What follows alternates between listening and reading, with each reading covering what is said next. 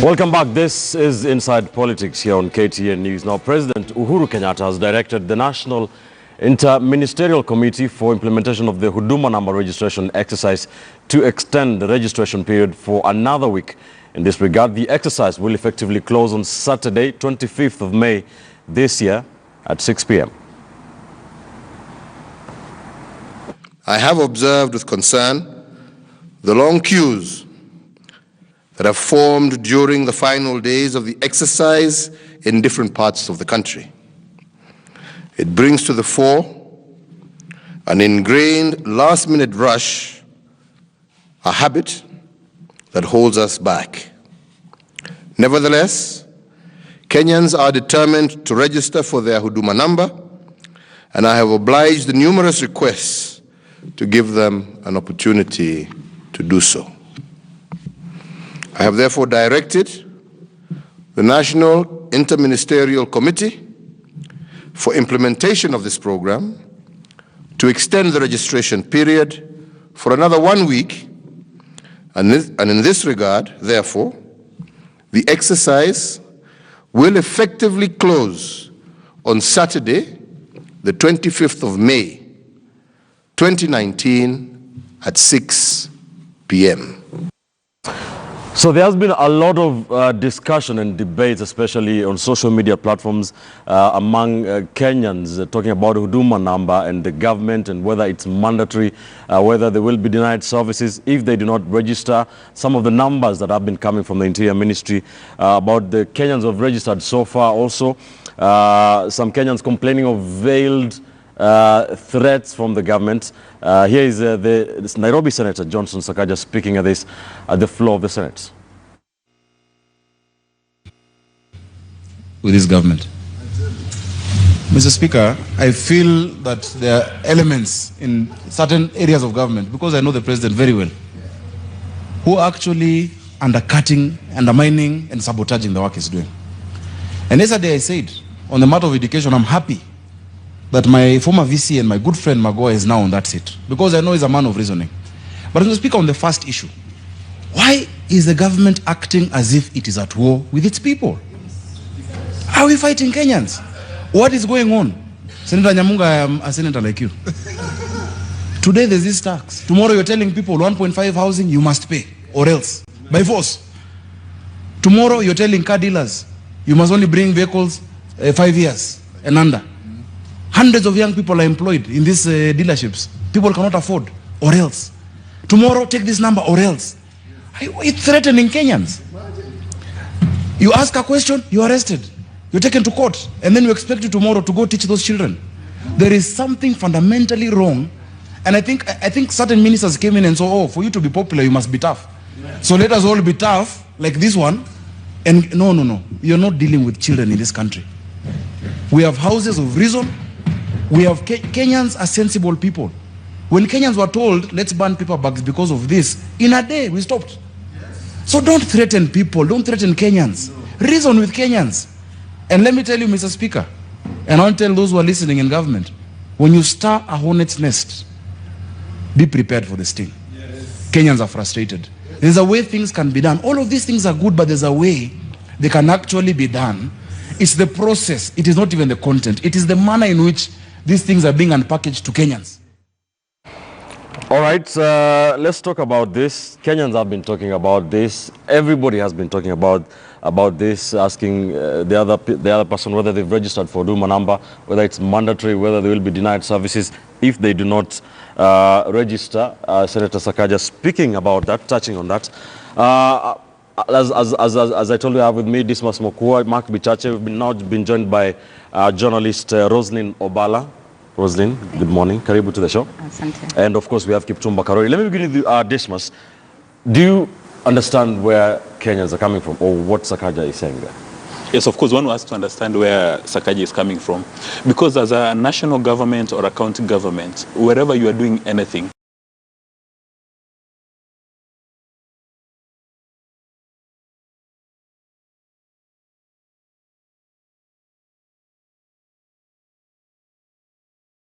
Mora's interest. Why can't you engage in a conversation with Mora? This is the reason why you need to get the Huduma Namba. When you're coming to the issues of education, It's about our children. So if you're introducing a new system of education, why would you want to force it on us? Why can't you engage us in a dialogue? Who's got a bigger stake in my children? It's me. It's not Magua. So why can't you engage me in a conversation?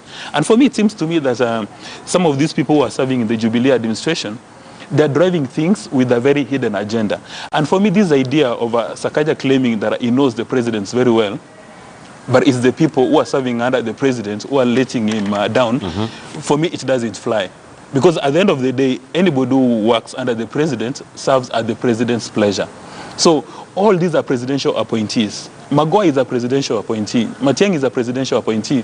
So if the president, for some reason, imagines these guys are not delivering value, why can't he go ahead and fire them? So this idea of the MPs taking us around small circles, telling us they know the president is a good man.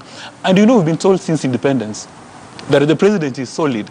It's the people around him who are doing bad things. Why can't the appointing authority fire these people? And from the conversations at the National Assembly and Senate, it confirms what we've been told all along in political science, that these politicians, in fact, are the problem. They're not part of the solution. Their focus is to win an election and another election. For instance, the Senate, they expressed fury and displeasure and disgust at what Magua is doing, as what Matiang'i was doing on the Huduma Namba. But did they offer a solution? No. They passed motions at the National Assembly and Senate, knowing that those cabinet secretaries are going to treat those motions with the highest level of contempt. Okay. For instance, when the National Assembly says that the company which is doing the Huduma registration is not supposed to be doing business in Kenya, then they do a news conference and then they pass a motion. And then they start doing tanga-tanga and the kieleweke politics. What are we supposed to be doing as Kenyans? Good question. Mark, there's a meme that has been doing rounds on WhatsApp that says there are 4 types of Kenyans. Those who've liked the idea of Huduma Namba and have registered. Those who don't understand it, but they've registered. And then there's something like those who don't understand it and have refused to register as a result. And then there are those who are waiting to see if it will affect them in terms of service delivery to make a decision whether they will register or not. Is this another example of failed communication from the government for a project that seems to be a noble idea? I wish it was an example, but it is just a failed communication thing. That's just the reality. It's not an example. They failed. And the reason they failed, if today you asked the average Kenyan what exactly Huduma Namba is, they would fail to tell you. In fact, let us do this practically. With me here, I have my Huduma Namba registration slip, which is a ridiculously long piece of paper to start with, but this is what it has. It has an acknowledgement slip of my birth certificate or identification or ID or passport or alien ID number. That information I already have. Then it has my name. I already know my name. Then it has a date. What is this? What did they give me? No, seriously. Because you must ask the question. You told me to register for a process called Huduma Namba. Here, there is no number that I did not previously already have. Secondly, there is no date to the promise of when I will receive this number. Thirdly, there is no promise as to what the process that is going on once they received my number. What happened? They had 42,000 clerks to register me. Where are the other 42,000 to analyze the data? Where is this data being analyzed? Now, I have no problem with Huduma Namba, but I have a lot of problems with how this government has chosen to communicate to its people. We need to realize that gone are the days when it was 1979, where we were told to jump and we jumped and we asked how high once we were already in the sky. All right. The time has come for them to realize that people will interrogate. And dear government, those of you who are listening to me and fuming, calm down. We are not against you. We are simply trying to tell you that if you do not communicate, you will pay that price. And do not celebrate that you've successfully coerced Kenyans and corralled Kenyans to register in their millions. That to me is a failure. The fact that people are not happily doing this tells you that your communication plan has failed. Right. Because a proper communication plan, people should take what you are doing the same way we go buy Coca-Cola with a smile on our face. That is the purpose of communication. Right. If people are grumbling and mumbling while they take it, then you fail. So they need to go back to the drawing board, and Mr. President, do it with urgency. Right. The drawing board is this: how can you get Kenyans on your side? Because generally the ideas you have are good, but the way it is communicated, the end result, because what is this? What is this? What if I am arrested by a cop? Can I give him this? Can I give him this? Where do I take it? But let me trace this point for a second. We were told now that 31 million Kenyans have registered. Yes. So that's 31 out of 45 million. That is about 70%. Is that really a possibility? No. Good question. Roslyn, what is your take on this Huduma number? And do we have 31 million people really registered?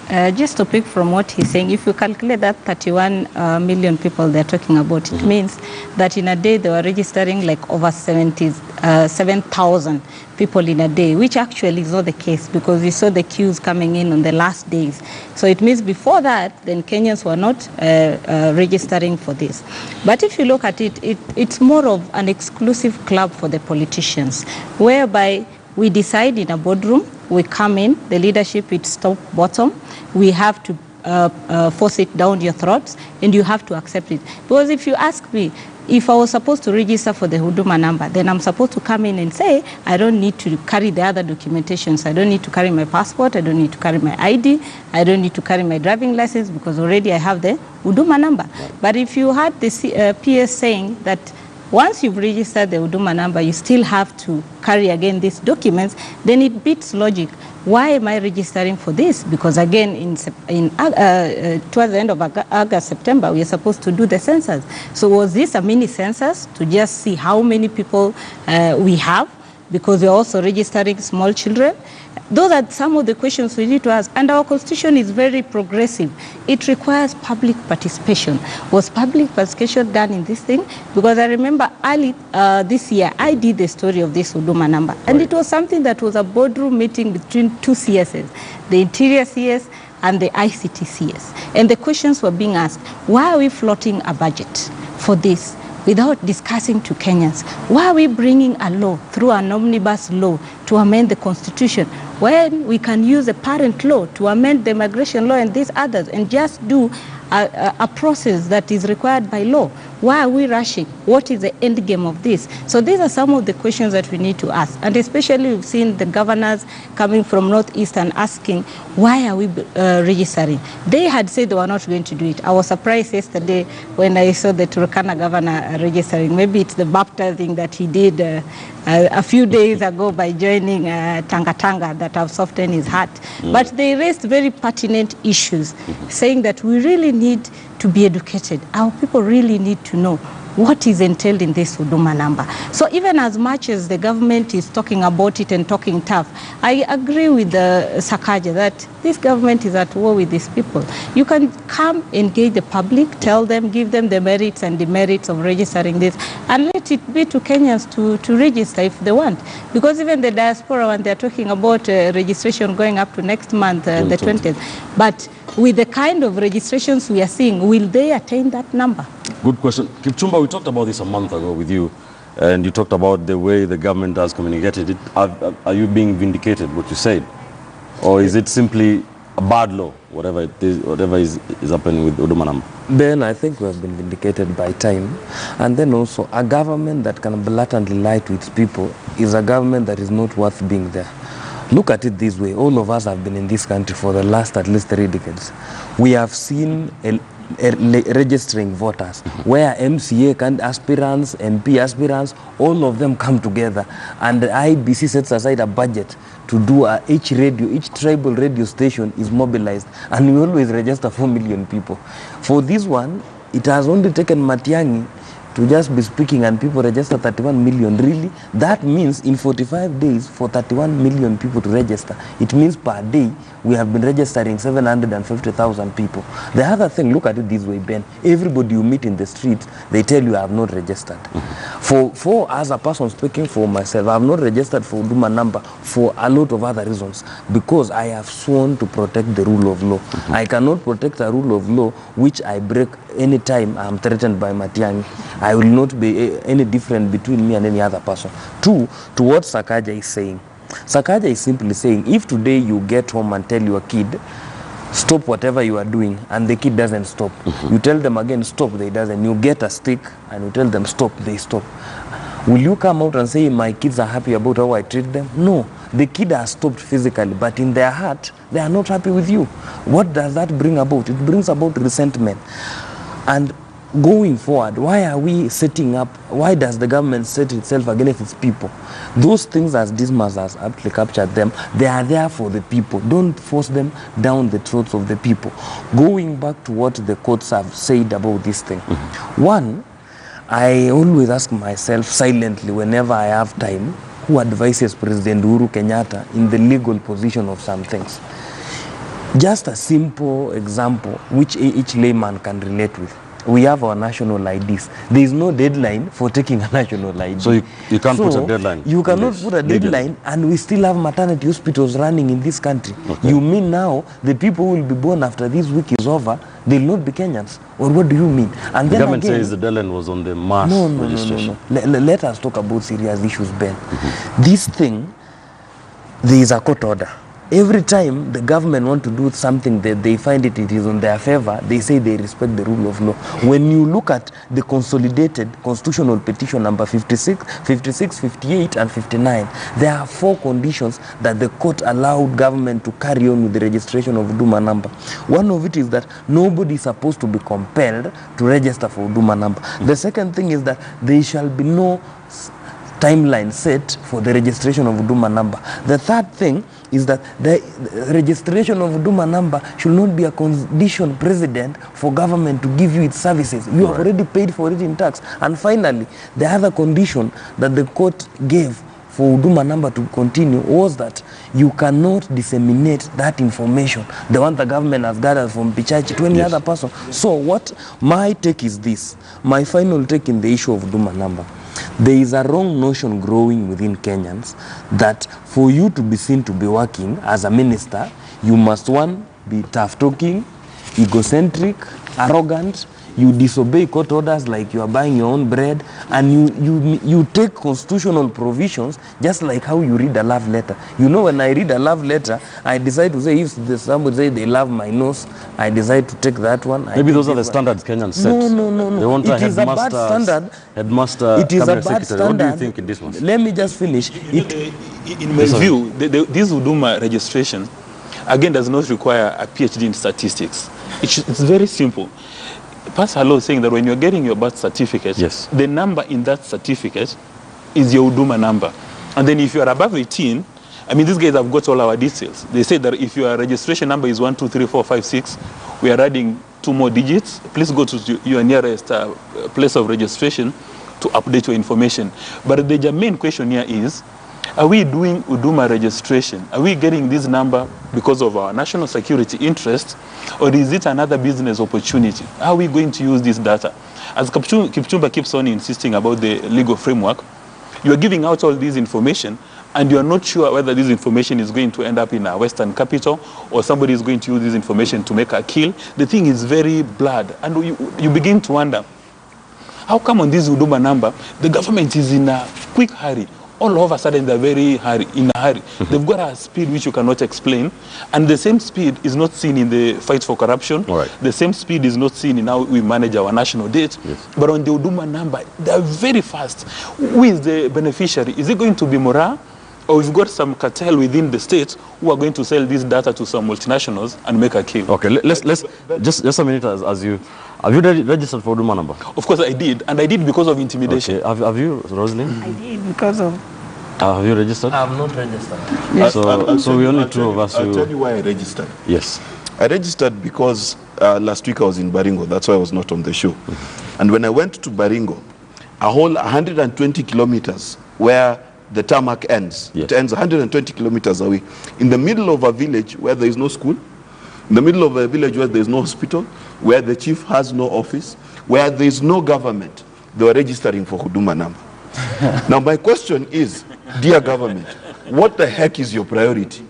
If Huduma Namba can get there, and today as we speak, not a single grain of government cereals and disaster relief got to that village today as we speak, but Huduma Namba got there. And it goes to Dismas's point.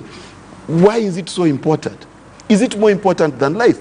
Secondly, they ran out of birth certificate printing paper. Yes. They ran out of paper in 2019. But Huduma Namba is working. There's something wrong with our country. We are mad. At the same time, we forget that based on the ruling of the courts, the chiefs will continue to register people. So what deadline is this?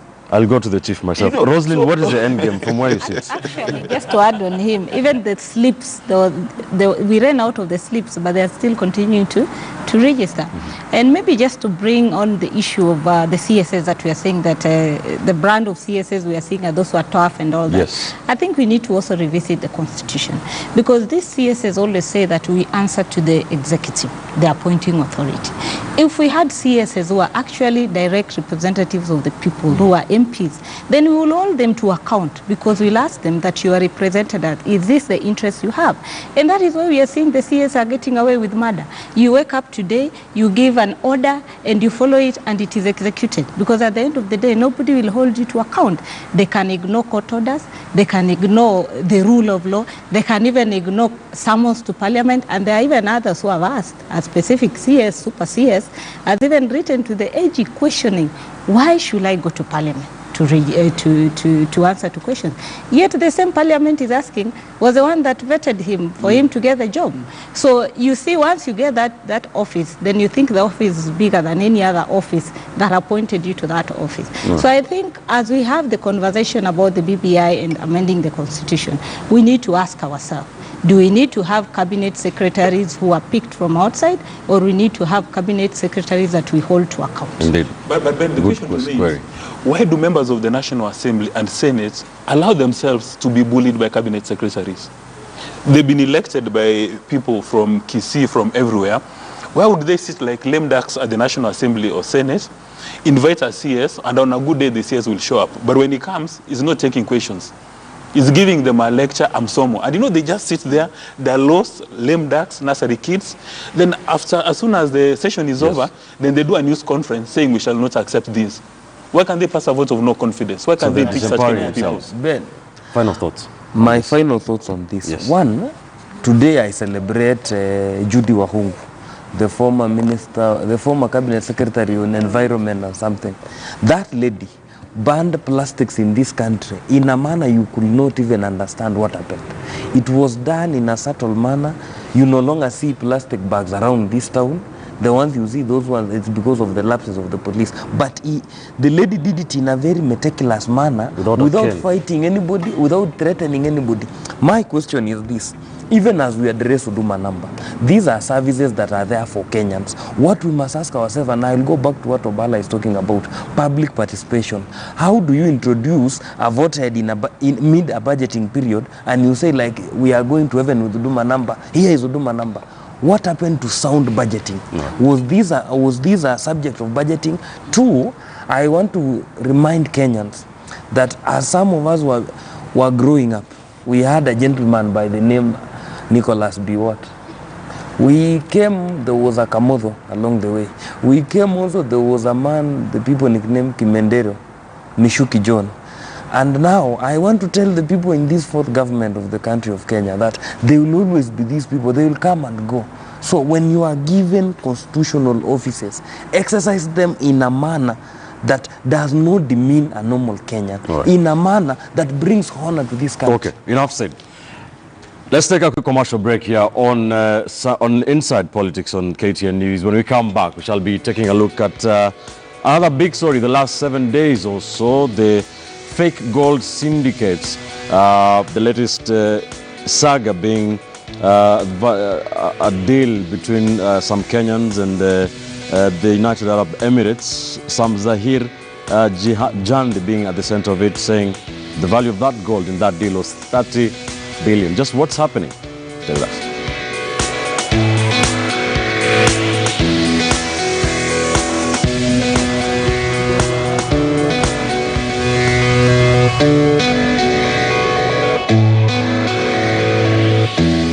Mambo ya 2022 ni neema ya Mwenyezi Mungu. Kwa sasa tufanye vyema, tufanyie wananchi vyema. Wakati itakafika wenyewe wataamua. Lazima tukue na umoja kwa taifa letu la Kenya. Tushikane sisi zote kama kitu kimoja. Tuhakikishe kwamba tumewachia watoto wetu taifa ambao hata hawa wanaweza kujivunia.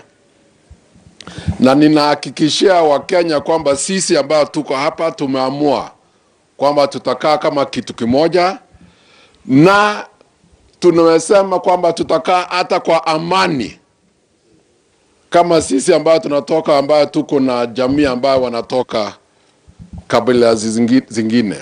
Lakini hiyo tunaweka kando na tunakaa kwa umoja yetu.